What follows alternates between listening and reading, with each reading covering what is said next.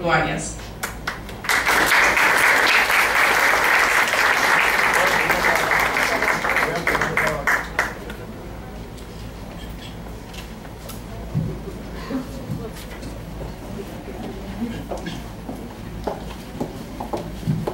Buenos días a todos.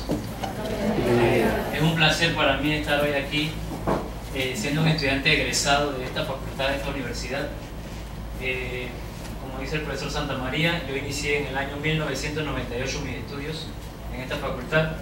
A lo largo de la carrera he tenido excelentes profesores, como lo fue el profesor Santa María, la profesora Marina, profesores que recuerdo, la profesora Fulvia, el profesor Diógenes, el profesor Aguirre, verdaderamente de los cuales aprendí bastante y he puesto en práctica muchos de los conocimientos que he adquirido aquí en mis funciones que desempeño diariamente como jefe de operaciones en el puerto de Cristóbal. La presentación que traigo hoy para ustedes la he adecuado al tema vivencias marítimas. De igual forma son extractos de presentaciones de seminarios y diplomados que doy en universidades privadas y con la Cámara Marítima. Es la primera vez que me invitan a una conferencia aquí en la Universidad de Panamá. He dado conferencias en la Interamericana o la CIT Tecnológica aquí en Panamá, Colón, y verdaderamente me regocija estar aquí frente a todos ustedes.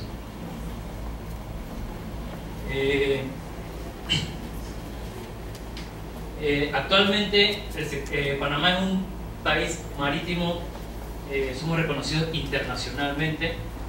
Una de las ventajas de esto es que poseemos costas en ambos océanos y nuestra posición geográfica es un paso prácticamente obligatorio para el comercio marítimo y para los países que son potencia en este comercio. Prácticamente conectamos Asia y Europa. Como llaman a China la fábrica del mundo. El comercio que pasa por Panamá como un centro de transbordo o incluso como tránsito por el canal, vienen los barcos de China, del Oriente, llegan a Panamá como un centro de transbordo, lo distribuimos a la costa oeste de los Estados Unidos, Suramérica, los barcos que transitan, conectamos con la costa este de los Estados Unidos y muchos servicios, muchos buques van a Europa. ¿Okay? Basado en esto, siendo Panamá una ruta obligatoria, el operador portuario número 1, Hutchinson Port Holding, se ha posicionado en Panamá estratégicamente, colocando un puerto en el Pacífico, que es el puerto de Balboa, y un puerto en el Atlántico, el puerto de Cristóbal. Actualmente Balboa es un megapuerto.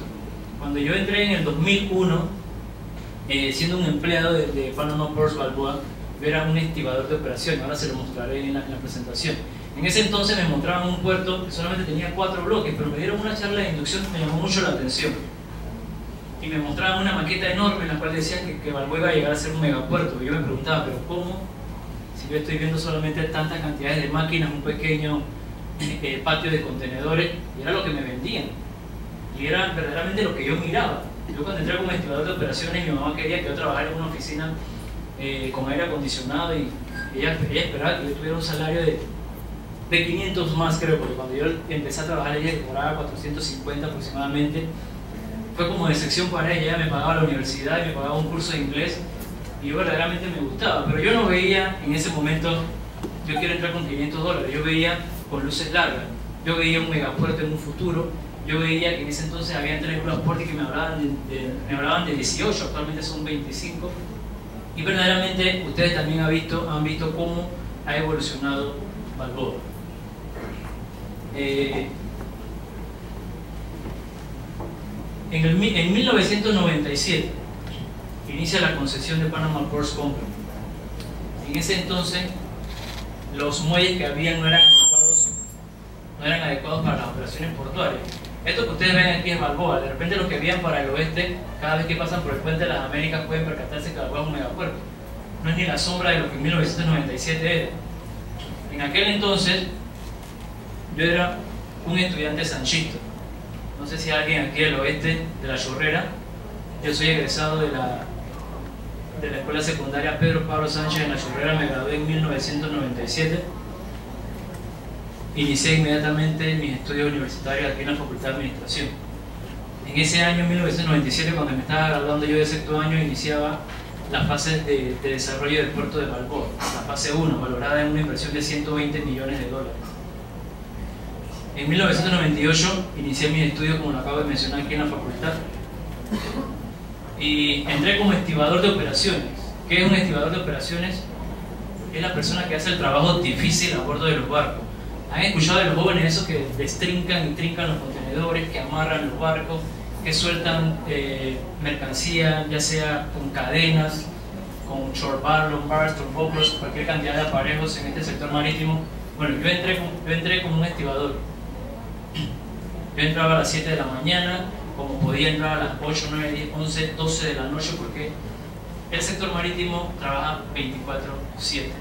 Había veces que entraba a las 23 horas, a medianoche, empezaba a caer el aguacero.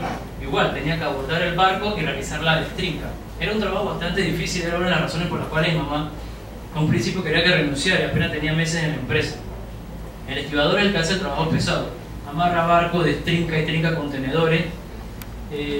Yo a veces llegaba a la casa con los dedos hinchados, la ropa totalmente engrasada, y eso era lo que a mi mamá no le gustaba. Pero mi papá me apoyó siempre, me mantuvo: si te gusta, sigue adelante. En el siguiente año fui promovido a verificador de operaciones. Era rápido, había entrado un momento en que eran pocos los colaboradores que estaban, y fui promovido a verificador de operaciones. En ese entonces le daba confirmaciones a contenedores en yarda, enviaba contenedores al barco, introducía sello de contenedores en ángel, como se muestra en la imagen, el verificador aquí con una tabla y una ángel, colocando sellos, actualizando posiciones en yarda. A medida que pasaron los años, en el 2003 fui promovido a tractorista.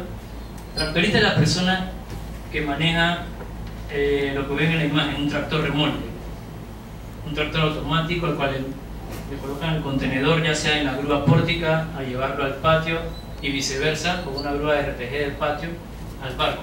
Era el trabajo que desempeñé por 6 meses en el año 2013. Coincidía en ese entonces también la fase número 3 de Balboa.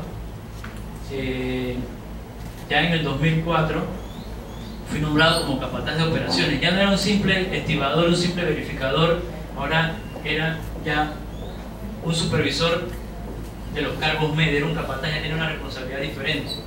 Ya manejaba, tenía a cargo una cuadrilla que contaba de 20 a 22 personas, si era para barco de contenedores, si era una cuadrilla para barco de ro-ro, podían ser hasta 50, 60 personas que estaban a cargo mío, ya era diferente.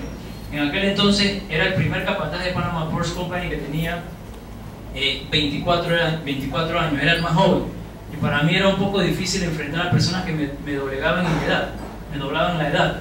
Yo tenía colaboradores que tenían 40, 45 años y tenía que darle instrucción. Incluso cuando yo llegué, algunos eran tractoristas, eran operadores, y pasados 3, 4 años, ahora yo era capataz de ellos, era jefe de ellos. Es algo que a veces no sabía en el momento cómo manejar, pero simplemente me di cuenta que hay que hacer el trabajo y ser uno mismo. Nunca tuve inconvenientes con ellos, me apoyaron en todo, igual que aprendí con ellos. Ellos, pasados los años, aprendieron también bastante conmigo. En ese año también sigue la fase 4 del puerto de Balboa, que es actualmente la fase que se mantiene porque el puerto todavía sigue en expansión. Balboa está ya prácticamente así de llegar a la cúspide. Balboa ya es un megapuerto.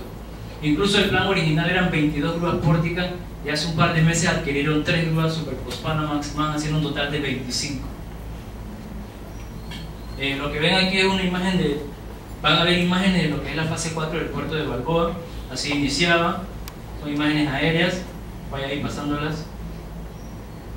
Balboa ya es un megapuerto y vemos también el dique, el ferrocarril, el aeropuerto, que han hecho de Balboa un megapuerto. Esta imagen es una imagen un poco jocosa. Ahí se muestra un buque Post-Panamax y un buque feeder. Anteriormente simplemente trabajábamos buques feeder, buques de 9 bodegas, buques con no más de 1000 movimientos. Y actualmente trabajamos un Post-Panamax en Balboa todos los viernes, 2 Post-Panamax todos los viernes, uno de Maersk y uno de MSC, que totalizan más de 10.000 contenedores solamente en 2 barcos, en 1 o 2 días que se realiza la operación.